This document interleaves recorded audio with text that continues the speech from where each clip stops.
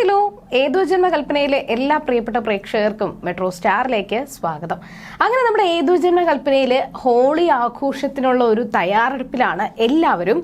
എന്നാൽ ഈ ഒരു ഹോളി ആഘോഷത്തിനിടയിൽ ചില അപ്രതീക്ഷിത സത്യങ്ങൾ എല്ലാവരും തിരിച്ചറിയാനായിട്ട് ഇടയാവുകയാണ്. മാത്രമല്ല, അശ്വിന്റെയും ശ്രുതിയുടെയും ജീവിതത്തിൽ ഒരു പുതിയ വഴിത്തിരിവ് ഉണ്ടാവാൻ വേണ്ടിയിട്ട് പോകുവാണ്.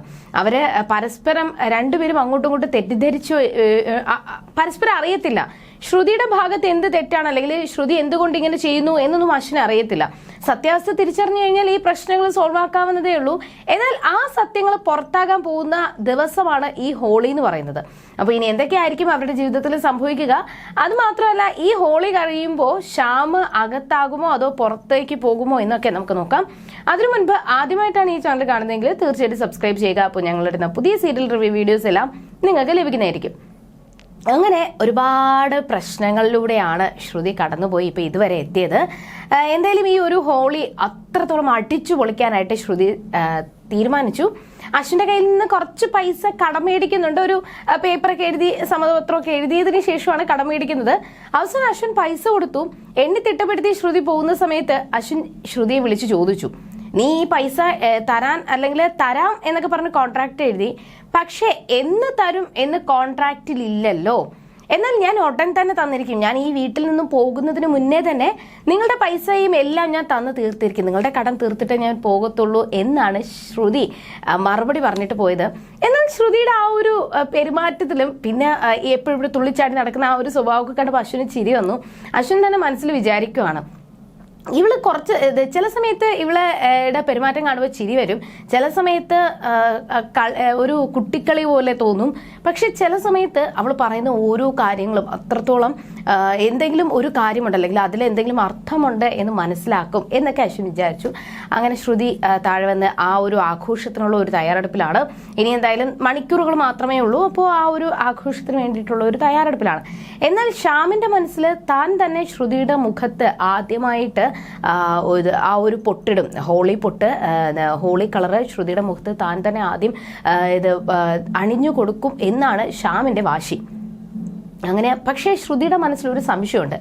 സാധാരണ നോർത്ത് ഇന്ത്യയിലാണ് ഈ ഹോളിയൊക്കെ അത്രത്തോളം ആഘോഷിക്കുന്നത്. ഇവിടെ ആഘോഷിക്കുമെങ്കിൽ പോലും ഇങ്ങനെ ആഘോഷമായിട്ട് ഇത്രത്തോളമൊന്നും ഇല്ല. ചെറുതായിട്ട് കളർ പൊടിയൊക്കെ വാങ്ങിച്ച് അങ്ങോട്ടും ഇങ്ങോട്ടും എറിയുന്നതല്ലാതെ ഇത്ര ആഘോഷമായിട്ടൊന്നുമില്ല. അപ്പൊ പിന്നെ എന്തായിരിക്കും ഇവിടെ മാത്രം എന്താണ് ഇത്ര പ്രത്യേകത എന്നാണ് അശ്വിൻ അവിടെ ശ്രുതിയുടെ മനസ്സിൽ തോന്നിയത്. ഇതിനുള്ള ഉത്തരം മോഹനൻ തന്നെ കൊടുത്തു. ശ്രുതി ഇങ്ങനെ ഇരിക്കുന്ന സമയത്ത് മോഹനൻ വന്നു സംസാരിച്ചു. സംസാരത്തിന്റെ ഇടയിലാണ് എന്തുകൊണ്ട് ഇത്രയും ഹോളി ആഘോഷിക്കുന്നു എന്ന് അതിനുശേഷമാണ് മനസ്സിലാക്കുന്നത്. ഞങ്ങൾ കുറേ നാളുകളൊക്കെ നോർത്ത് ഇന്ത്യയിലായിരുന്നു. പിന്നെ ഒരു ഹോളി ആഘോഷത്തിന്റെ ഇടയിലാണ് ഇവിടത്തെ സുഭദ്രാമ മുത്തശ്ശനും ആദ്യമായിട്ട് കണ്ടത്. അവരുടെ പ്രണയം പൂവണിയുന്നതും അവിടെ വെച്ചിട്ടാണ്. ആ ഒരു പ്രണയമാണ് അവരെ വിവാഹത്തിലോട്ട് എത്തിച്ചത്. അതുകൊണ്ട് തന്നെ മുത്തശ്ശനുണ്ടായിരുന്ന സമയത്തെല്ലാം അത്രത്തോളം ഹോളി വലിയൊരു ഗംഭീരമായിട്ട് ആഘോഷിക്കുമായിരുന്നു. മുത്തശ്ശൻ മരിച്ചതിന് ശേഷവും ആ ഹോളി ആഘോഷം മുടങ്ങാതെ തന്നെ ഇവിടെ എല്ലാവരും കൂടി ആഘോഷിച്ച് വരുന്നുണ്ടെന്നൊക്കെ ശ്രുതിയോട് പറഞ്ഞു. എന്നാൽ മുത്തശ്ശിയുടെ സങ്കടം, മുത്തശ്ശന്റെ സാന്നിധ്യം ഇല്ലാത്തത് മുത്തശ്ശിക്ക് സങ്കടം തന്നെയാണ്. എന്നാൽ മുത്തശ്ശിയുടെ ഈ ഒരു പിണക്കം മാറ്റി ഈ ഒരു ആഘോഷത്തിൽ പങ്കുചേരാനായിട്ട് മുത്തശ്ശിയെ ഒന്ന് ശ്രമിച്ചു നോക്കാം. മുത്തശ്ശിയുടെ ഈ പിണക്കൊക്കെ മാറ്റി, അല്ലെങ്കിൽ മുത്തശ്ശിയെ തന്റെ വരുതിയിൽ കൊണ്ടുവരുമെന്ന് ശ്രുതി വെല്ലുവിളിച്ചിരിക്കുകയാണ്. അതിനു വേണ്ടിയിട്ട് ശ്രുതി ഒരു മാർഗം കണ്ടുപിടിച്ചു. അതിനു മുന്നേ തന്നെ ആ ഒരു പണിയിൽ ഇറങ്ങുന്നതിന് മുന്നേ തന്നെ പ്രാർത്ഥിച്ചു. ദൈവത്തിനോട് എല്ലാവരോടും പ്രാർത്ഥിച്ചിരിക്കുന്ന സമയത്ത് അഞ്ജലി വന്നു. അഞ്ജലി അപ്പോൾ തൻ്റെ ആ വിഷമങ്ങളെല്ലാം ദൈവത്തോട് പറയുവാണ്. അങ്ങനെ പറഞ്ഞ് സംസാരിച്ചുകൊണ്ടിരിക്കുമ്പോഴാണ് അഞ്ജലി വന്നത്. അങ്ങനെ അഞ്ജലി സംസാരിച്ചതിന്റെ ഇടയിൽ എന്തായാലും ഈ ഒരു ഹോളി അതിഗംഭീരമായിട്ട് തന്നെ ആഘോഷിക്കാൻ പറ്റട്ടെ, ഞാൻ തന്നെ ശ്രുതിക്ക് ആദ്യമായിട്ട് നെറ്റിയിൽ ഈ ഒരു ഹോളി പൗഡർ ഇട്ട് തരാം എന്ന് പറഞ്ഞ് അഞ്ജലി ആ ഒരു ഹോളി പൗഡർ കുറച്ചെടുത്ത് ശ്രുതിയുടെ നെറ്റിൽ അണിയാനായിട്ട് പോകുകയും ഉടൻ തന്നെ ശ്യാം ഓടി വന്നു. എന്നിട്ട് പെട്ടെന്ന് ശ്രുതിയുടെ നെറ്റിയിൽ അണിയാൻ വേണ്ടിയിട്ട് പോകുകയാണ്. അപ്പൊ ശ്രുതി പെട്ടെന്ന് പേടിച്ച് പുറകിലോട്ട് വരിഞ്ഞു. എന്നാൽ ഈ വീട്ടില് ശ്രുതിയും പ്രീതിയും വന്നതിന് ശേഷമുള്ള ആദ്യത്തെ ഹോളി ആഘോഷമാണ്. പിന്നെ ഈ വീട്ടിൽ ആദ്യമായിട്ട് വന്ന മരുമകനും ഞാൻ തന്നെയാണ്. അപ്പോൾ എൻ്റെ കൈ കൊണ്ട് തന്നെ ഇവിടത്തെ മരുമകളായി ശ്രുതിക്ക് ഹോളി പൗഡർ അണിയണം എനിക്ക് ആഗ്രഹമുണ്ട്. പക്ഷേ ആ ഒരു ആഗ്രഹമല്ല, അതൊരു ആഗ്രഹമല്ല, ഒരു അത്യാഗ്രഹമാണ്. ശ്രുതിയെ സ്വന്തമാക്കാൻ വേണ്ടിയിട്ടുള്ള ഒരു അത്യാഗ്രഹം. അതിനു വേണ്ടിയിട്ട് ശ്രുതിയുടെ നെറ്റിയിൽ ആ ഒരു പൊട്ടണിയാൻ വേണ്ടിയിട്ട് പോകുവാണ്. അഞ്ജലി അത് സമ്മതിച്ചു. പക്ഷെ ശ്രുതിക്ക് അത് നിഷേധിക്കാനായിട്ട് പറ്റത്തില്ല. എന്നാൽ ഇയാൾ ഒരിക്കൽ പോലും ഇയാളുടെ ആഗ്രഹം നിറവേറാൻ പാടില്ല എന്ന് വിചാരിച്ച് ശ്രുതി ഇരിക്കുകയാണ്. ഇതെല്ലാം കണ്ടുകൊണ്ട് വന്ന അശ്വിനും ദേഷ്യം വന്നു. എന്ത് ചെയ്യണമെന്ന് ആലോചിച്ച് ഭയങ്കര ദേഷ്യത്തിലിരിക്കുന്ന സമയത്ത് പെട്ടെന്നൊരു കോള് വന്നു. ശ്രുതി ഉടനെ തന്നെ തന്റെ ഫോൺ എടുക്കാൻ വേണ്ടിയിട്ട് അങ്ങോട്ട് ഓടുവാണ്. അപ്പൊ നമ്മുടെ ശ്യാമിന്റെ ആ ഒരു ആഗ്രഹം അവിടെ തന്നെ ചീറ്റിപ്പോയി. എന്തായാലും ശ്രുതിയെ വിടാനായിട്ട് ശ്യാം ഒരുക്കമല്ല. ഈ ഒരു ആഘോഷത്തിന്റെ ഇടയിൽ ഞാൻ തന്നെ നിന്റെ മുഖത്ത് ഈ ഒരു കളർ പൊടി തേക്കും എന്ന് ശ്യാമിന്റെ വാശിയാണ്. അങ്ങനെ ആ ഒരു ആഘോഷങ്ങളെല്ലാം നടന്നുകൊണ്ടിരിക്കുന്നതിൻ്റെ ഇടയിൽ മനോരമയും എല്ലാവരും ഓരോ കളിത്തമാശയും പിന്നെ ചെറിയ ചെറിയ കുറുമ്പും കുസൃതിയൊക്കെ ആയിട്ട് അങ്ങനെ ഓരോ നിമിഷങ്ങൾ ഇങ്ങനെ കടന്നു പോവുകയാണെങ്കിൽ അവസാനം ഇപ്പോൾ മനോരമയ്ക്കെന്ന് പറയുമ്പോൾ പ്രീതി ഇടയ്ക്കിടയ്ക്ക് ഇങ്ങനെ നോവിച്ചില്ലെങ്കിൽ ഉറക്കം വരത്തില്ല. അതുപോലെ തന്നെ ചെറുതായിട്ട് കുത്തി നോവിക്കാൻ വേണ്ടിയിട്ടൊക്കെ ശ്രമിക്കുവാണ്. അങ്ങനെ ഈ ഒരു പ്രശ്നങ്ങളൊക്കെ കഴിഞ്ഞു നിൽക്കുന്ന സമയത്ത് നമ്മളെ അമ്മായിയും ശ്രുതിയുടെ അമ്മയും കൂടി വീട്ടിലേക്ക് വന്നു. അവർ വന്ന പാടെ തന്നെ ഓരോ കാര്യങ്ങൾ പറഞ്ഞ് സംസാരിച്ചുകൊണ്ടിരിക്കുമ്പോൾ ശ്രുതി വന്നു. എന്നാൽ തൻ്റെ അമ്മയെ കണ്ടപ്പോൾ ശ്രുതിക്ക് ഒരുപാട് സന്തോഷം തോന്നി, ഓടി വന്ന് കെട്ടിപ്പിടിച്ചു. എന്നാൽ ഇപ്പോഴും ശ്രുതിയോടുള്ള ദേഷ്യം അമ്മായിക്കോ അമ്മയ്ക്കോ മാറിയിട്ടില്ല.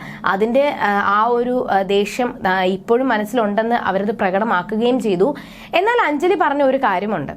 ഈ ഒരു ഹോളി എന്ന് പറയുമ്പോൾ എല്ലാം മറന്ന് ആഘോഷിക്കാനുള്ള ഒരു ദിവസമാണ്. ഈ ഹോളി ദിനത്തിൽ ആരും അങ്ങോട്ടും ഇങ്ങോട്ടും പരസ്പരം വഴക്കുണ്ടാക്കാനൊന്നും പാടില്ല.